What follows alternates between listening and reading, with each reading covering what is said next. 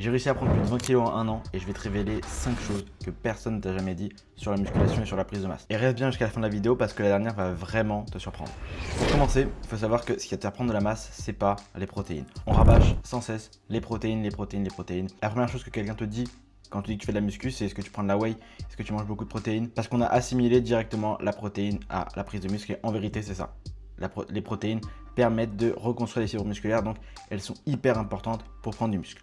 Et maintenant, si ton objectif c'est de prendre de la masse, donc de t'épaissir, de prendre du poids, ce n'est en aucun cas les protéines qui vont jouer ce rôle. Les protéines, ils vont jouer le rôle de développer ta masse musculaire. Donc, ce qui te fait prendre du poids, c'est ce qu'on appelle le surplus calorique.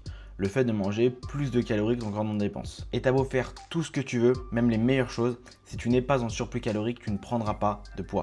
Tu prendras peut-être quelques grammes ou quelques kilos en plusieurs mois, plusieurs années, ça sera du muscle pur, mais tu resteras très sec. Et si à l'heure actuelle, ton physique, c'est un physique qui est très fin, très maigre, tu ne prendras pas de poids. Donc tu dois te concentrer à la fois sur les protéines, mais aussi sur le surplus calorique. Les protéines pour construire du muscle et le surplus calorique pour prendre du poids et prendre de la masse. La deuxième chose brutale que j'ai envie de te dire, c'est que tu ne peux pas prendre des kilos de muscle en quelques mois. Beaucoup de monde sur les réseaux ou même à la salle vont te dire que tu peux prendre des dizaines de kilos de muscle en quelques mois. Et ça, c'est totalement faux. Tu peux voir des gens prendre 10 kilos en 2-3 mois, ça c'est super facile, mais c'est pas du muscle pur. Il y a beaucoup de gras. La troisième chose, et ça j'ai mis du temps à le comprendre, et quand je l'ai compris, ça a vraiment changé radicalement ma perception de la musculation, mais quand tu comptes tes calories, tu ne te prives pas, au contraire, tu es beaucoup plus libre. On assimile souvent le fait de compter ses calories à une privation, le fait de se priver, le fait de pouvoir manger ce qu'on veut, mais en vérité, c'est tout le contraire. Parce que quand tu comptes tes calories, tu comprends ce que tu fais. Tu comprends ce que ton corps a besoin. Tu comprends aussi ce qu'il n'a pas besoin. Alors que si tu comptes pas tes calories, en vérité, tu sais pas ce que tu as besoin. Donc ça veut dire que quand tu vas devoir sortir, tu pourras pas vraiment analyser ce que tu as besoin. Est-ce que tu dois augmenter tes protéines? Est-ce que tu dois augmenter tes calories? Est-ce que tu dois les diminuer? Tout ça, tu ne pourras pas le faire. Parce que compter ses calories, ça veut pas simplement dire juste manger du riz et du poulet. Tu peux manger tout ce que tu veux, du moment que ça rentre dans tes calories, dans tes macronutriments, que c'est pas trop sucré, pas transformé et que c'est pas trop gras. En vérité, tu as envie de te faire un burger maison, c'est parfait. Tu le comptes dans tes calories, tu peux même rajouter un peu de fromage. Le fromage, quand on n'abuse pas, c'est pas mauvais pour toi. La quatrième chose, c'est que tu risques sûrement de lâcher si tu fais tout ça tout seul. Quand on est tout seul, aller à la salle c'est plus compliqué, tenir une diète c'est plus compliqué parce que qu'on a l'impression d'être un peu à l'écart de tout le monde. On a l'impression de faire des choses, on a l'impression de se priver, on a l'impression d'être le mec chiant.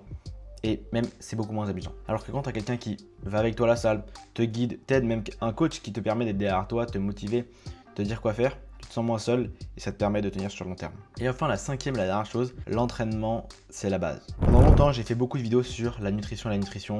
YouTube, TikTok, Instagram, ça a été inondé de conseils sur la nutrition. Pourquoi? Parce que la nutrition, c'est hyper important.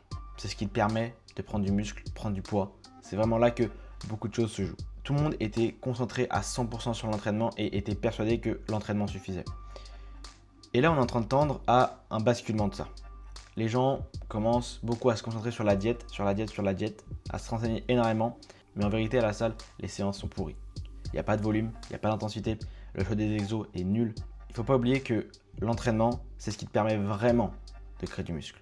Certes, quand tu manges, c'est ça qui te permet de prendre du poids. C'est ça qui te permet de reconstruire des fibres musculaires grâce aux protéines. Mais c'est pendant l'entraînement que tu détruis tes fibres. S'il n'y a pas d'entraînement, tu ne pourras pas prendre un seul gramme de muscle. Ça, c'est sûr et certain. Et s'il n'y a pas d'entraînement, la seule chose que tu prendras, c'est du gras. Et je sais que tu n'as pas envie de prendre du gras. En fait, il faut vraiment accorder les deux. Il ne faut jamais se concentrer sur une seule chose. Il ne faut pas se concentrer que sur la nutrition, que sur l'entraînement. Il ne faut pas se dire, ok, cette semaine, je focus l'entraînement, cette semaine, je focus la diète. Tu dois faire les deux en même temps. Tu dois t'entraîner 3-4 fois dans la semaine avec une grosse intensité, avec assez de volume. Tu dois choisir des exos qui te font plaisir, qui te permettent d'avoir un bon ressenti sur tes muscles. Si jamais tu fais un exercice et que tu ne ressens à rien, c'est soit que ton mouvement est pourri, soit que l'exercice n'est pas adapté pour toi. J'espère que cette vidéo t'a aidé.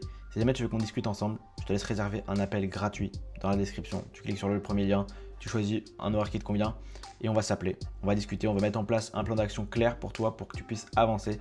C'est totalement gratuit. Tu as juste à cliquer et à réserver un appel. Et moi je te dis à bientôt en appel, j'espère.